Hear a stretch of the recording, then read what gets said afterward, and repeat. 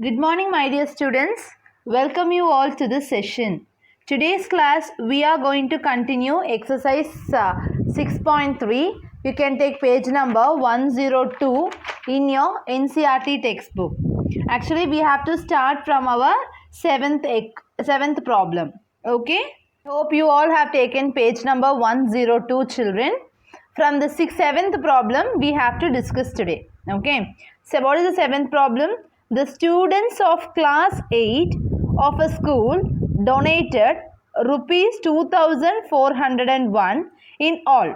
Okay, they have donated 2401 rupees. Okay, for Prime Minister's National Relief Fund. Each student donated as many rupees as the number of students in the class. So, what is the contribution amount of each students means? If this class have 10 students, each student have donated 10 rupees. Okay, that is the concept. That is what given here. Each student donated as many rupees as the number of students in the class. Okay, if there are 15 students in the class, each student will be donating 15 rupees. Find the number of students in the class. We have to find the number of students in the class. Okay, so by what method you will find the number of students? Okay, listen, first I will say by what method we will find. Okay, we will be finding the method using the prime factorization, because you can, using the prime factorization method, we can solve that problem to get the square root of that particular number. If you find the square root of that particular number, we can find the number of students and the amount which they have contributed. Okay, first I'll teach you the sum, then I'll explain you how it is possible. Okay, first, in order to get the number of students in the class,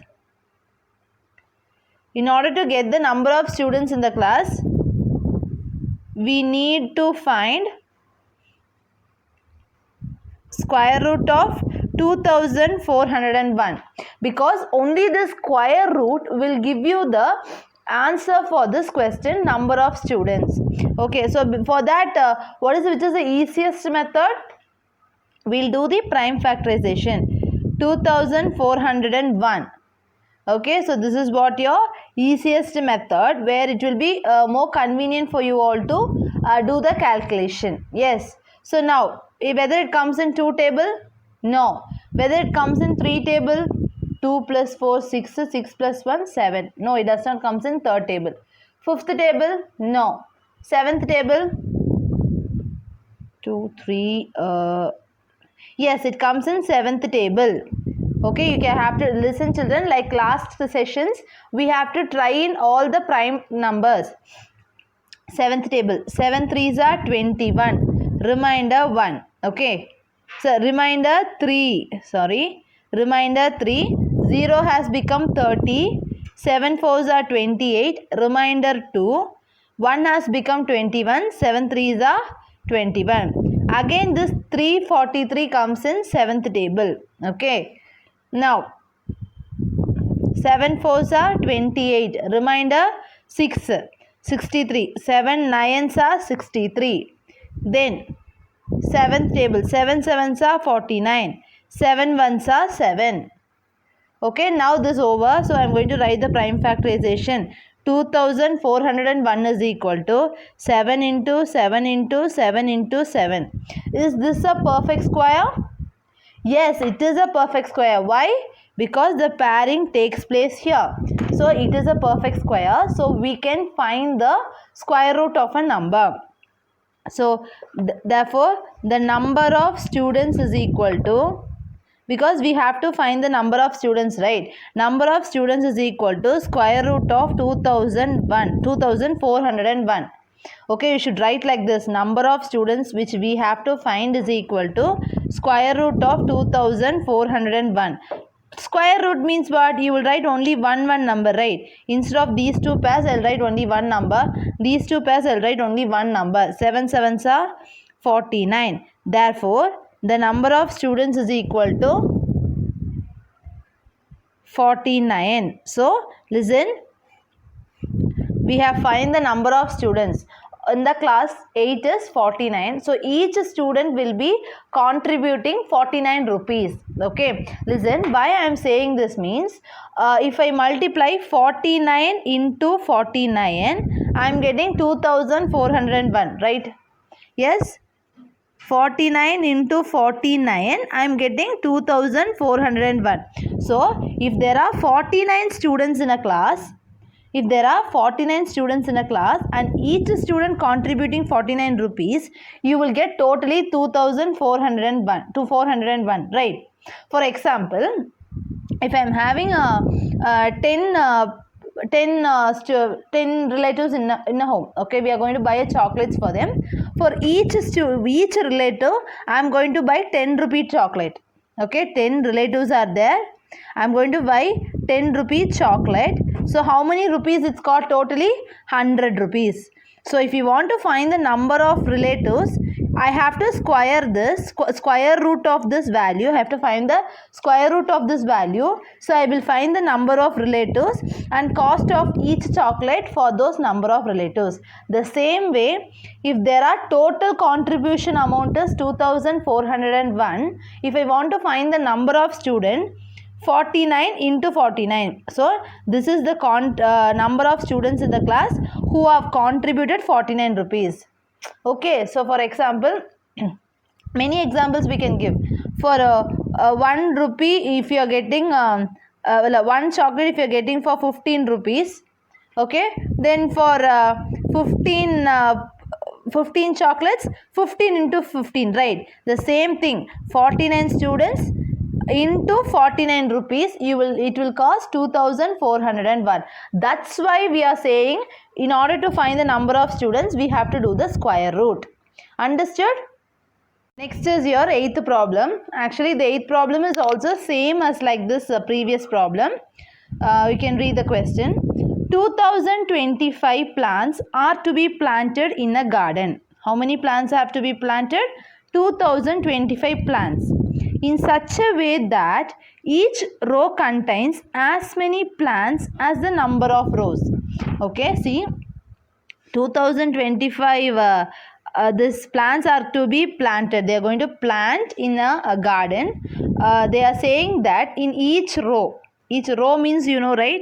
This is your sleeping line is your row. In each row, how many plants they will be planting means it is based upon how many number of rows. If there are 10 rows, then 10 plants will be planted in that particular row. Okay, if there are 10 rows, then 10 plants will be planted in that each row. Find the number of rows and number of plants. Okay, we have to find the number of rows and number of plants. Actually, if you find the square root of this particular value, you will find the rows and number of plants.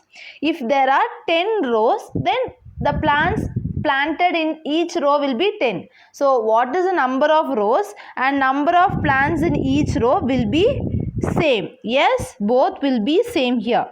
So if you find the square root of that number, you will find the number of rows and number of plants in each row. Okay, like this problem here, what it is, number of students in the class and number of and the amount which is contributed by the students in the class, both are same. The same way here, number of rows and number of plants in each rows are same. Okay, so what we have to do here, in order to find the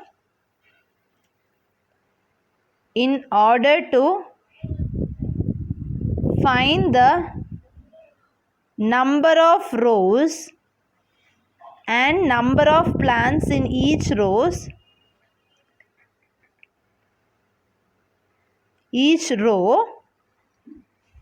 we need to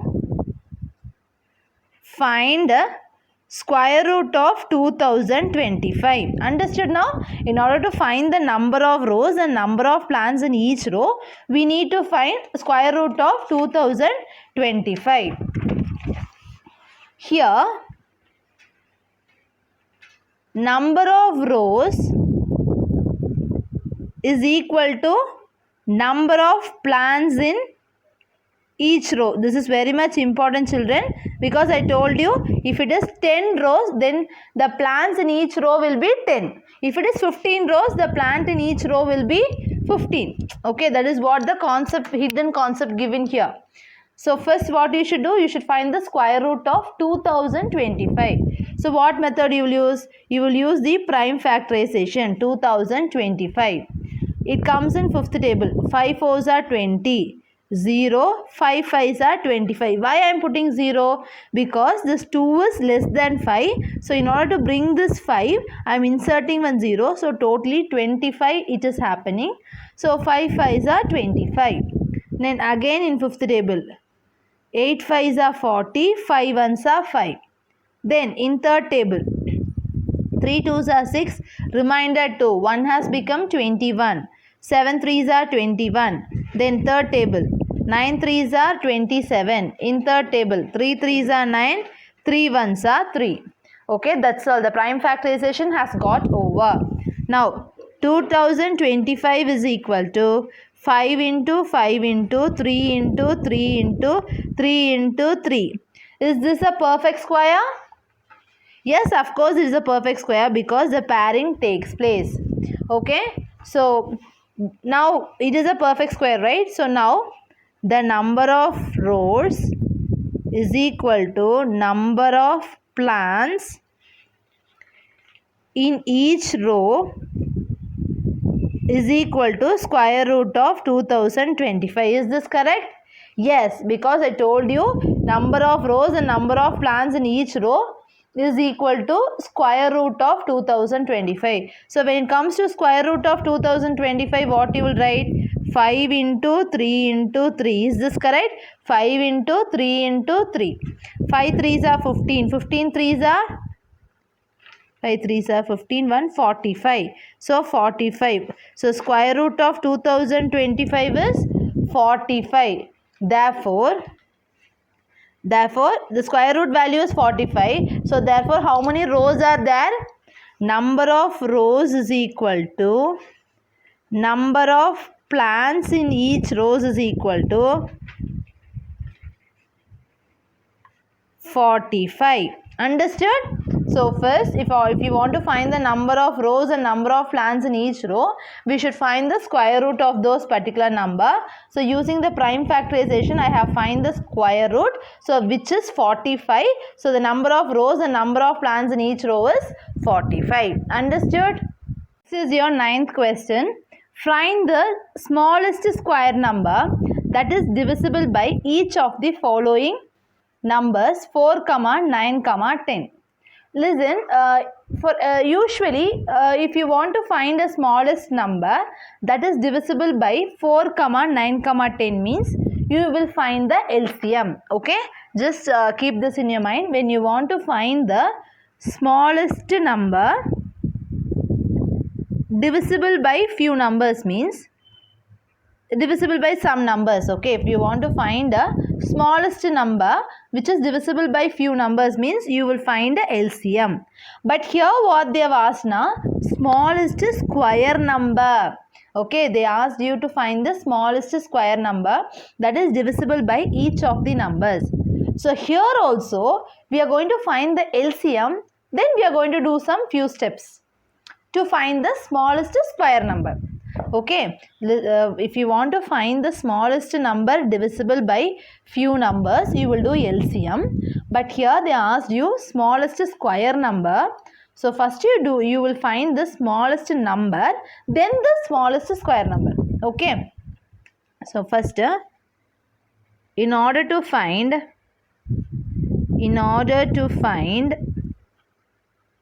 smallest number, it is not square number, children. It is just the smallest number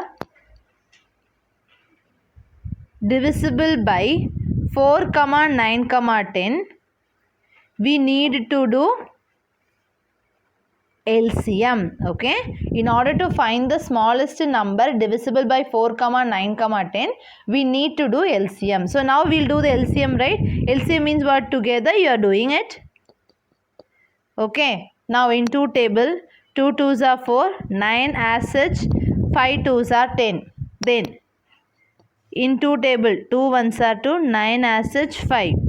Then in third table, 1 down, 3 3s are 9, 5. Then again in third table, 1, 3 1s are 3, 5. Then fifth table, 5 1s are 5. So what is the LCM value now? 2 into 2 into 3 into 3 into 5. Yes? So now I'll write LCM value is equal to 2 into 2 into 3 into 3 into 5. What is LCM value? 2 2s are 4. 2 2s are 4.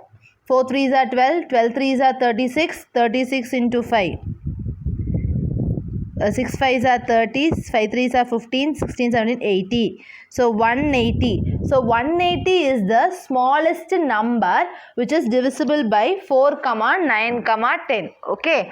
So what is the number? 180 is equal to 2 into 2 into 3 into 3 into 5.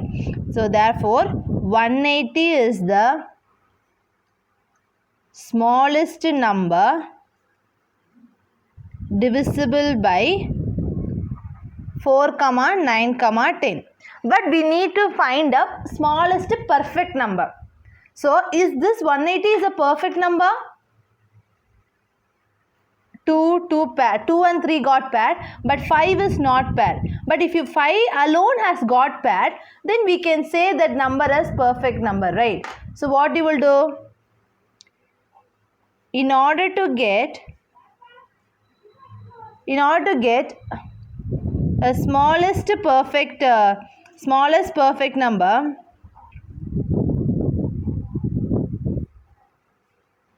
we need to multiply by 5 on both the sides. As usual, in previous sessions we have done the same thing. In order to get a smallest perfect number, we need to multiply by 5 on both the sides. Okay, so 180 into 5 is equal to 2 into 2 into 3 into 3 into 5 into 5. Yes, now we have multiplied 5 on both the sides. Now what we should do? 180 into 5. 180 into 5. 0, 8 5s are 40. 5, 900. So 180 into 5 is what? 900 is equal to, is this a perfect square? Yes. Pairing takes place. So 2 into 2 into 3 into 3 into 5 into 5. So 900 is the smallest perfect number. Okay, so till this we have found the smallest number which is divisible by 4, 9, 10. Then if we want to make it perfect, I should multiply by 5 on both the sides. After multiplying by 5 on both the sides, I found a perfect number which is 900. Therefore 900 is the smallest perfect square divisible by 4, 9, 10. Understood? This is your 10th problem. The 10th is also same as like this problem. Okay. Find the smallest square number that is divisible by each of the numbers 8, 15, 20. So first what you will do? You should find the smallest number which is divisible by 8, 15, 20. So what method you will use? You will use the LCM method and you will find the smallest number. Then likewise, like this sum, you will get one smallest number. Then you have to make that as perfect number. So you should check whether pairing takes place. If pairing does not take place for any number, you will multiply that number on both the sides. is after multiplying that number on both the sides, you will get one perfect square number. So that perfect square number will be the smallest perfect square number, which is divisible by 8, 15, 20. Understood, children? Today's class we have discussed exercise 6.3 last 4 problems. In that I have given 10th sum as your homework. I hope you all understood, children. Thank you.